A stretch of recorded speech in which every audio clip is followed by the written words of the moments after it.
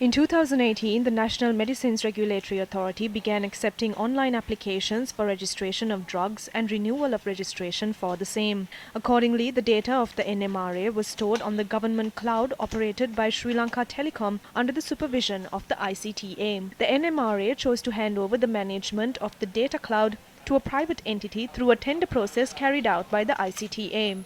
With the COVID-19 outbreak in the country, this data cloud was used extensively, and according to this notice published on the 15th of October last year, the renewal of registrations of all medical drugs and medical equipment was only done online. The automated data system of the NMRA got deactivated on the 9th of July.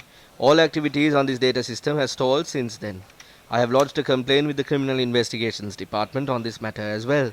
I have been informed that they had obtained a court order and are conducting investigations into the matter, together with the Moratuwa University.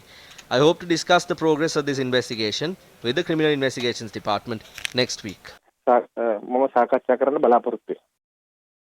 Today, the Sunday Times reported the National Medicines Regulatory Authority is likely to grant a blanket renewal for registered drugs that are awaiting fresh licenses. The report goes on to add that at a meeting this week with NMRA, drug companies were told this was being considered as an interim measure. The report goes on to note that there is no solution yet for applications to register new drugs. Quoting sources, the Sunday Times points out that, quote, at present registrations have come to a grinding halt and they will have to take a decision with regard to the new drugs, unquote.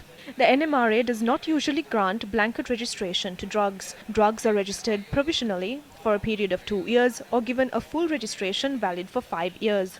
Applications for renewals and approvals must be lodged at least 6 months before the licenses lapse. During this 6-month period, the NMRA can activate a license of a drug that is on the list of drugs pending registration. The Sunday Times, quoting company sources, pointed out that it was vital that the pending registrations be activated, or companies would, by regulation, not be able to import those drugs. According to the report, all data on the application approved for registration and applications submitted for renewal of registration was stored on the Lanka government cloud. The report added that the data of the NMRA on the Lanka government cloud had been erased by an employee of a private company that stored the data on behalf of the NMRA. All operations based on the data that was uploaded on the cloud have stalled.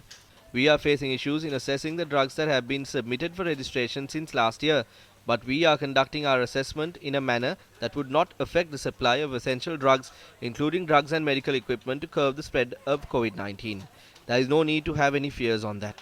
The Board of Directors will meet and decide on it. We will make sure that there will be no shortage of any medicine or medical equipment in the country. We inquired into the progress of the investigations from the Criminal Investigations Department. The CID said that no statements have been recorded and that a technical investigation into the incident is being conducted together with the University of Moratuwa. How did sensitive information stored on the country's national data cloud disappear? More importantly, did the companies involved not have any responsibility to maintain a backup of these highly sensitive information? Should we allow such an important and sensitive operation to be completely destroyed as a result of being handed over to companies that do not even fulfill the minimum requirements needed to qualify to provide these services?